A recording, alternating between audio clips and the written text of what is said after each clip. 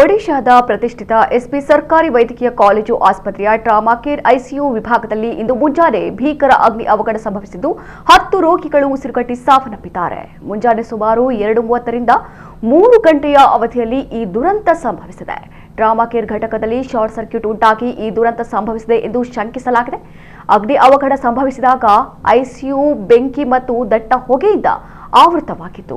Ventilator ಮತ್ತು ಆಮ್ಲಜನಕದ ಬೆಂಬಲದಲ್ಲಿದ್ದ ರೋಗಿಗಳನ್ನು ತಕ್ಷಣವೇ ಸ್ಥಳಾಂತರಿಸುವುದು ಕಷ್ಟವಾಯಿತು. ಮೃತಪಟ್ಟ 10 ರೋಗಿಗಳಲ್ಲಿ 7 ಮಂದಿ ಐಸಿಯುನಲ್ಲೇ ಸಾವನ್ನಪ್ಪಿದ್ರೆ ಉಳಿದ 3 ಸ್ಥಳಾಂತರಿಸುವ ವೇಳೆ ಮೃತಪಟ್ಟಿದ್ದಾರೆ. ರಕ್ಷಣಾ ಕಾರ್ಯಾಚರಣೆಯಲ್ಲಿದ್ದ ಸುಮಾರು 23 ಆಸ್ಪತ್ರೆಯ ಸಿಬ್ಬಂದಿ ದಟ್ಟ ಹೊಗೆಯಿಂದಾಗಿ ಅಸ್ವಸ್ಥರಾಗಿದ್ದು ಅವರನ್ನು ಚಿಕಿತ್ಸೆಗೆ ದಾಖಲಿಸಲಾಗಿದೆ.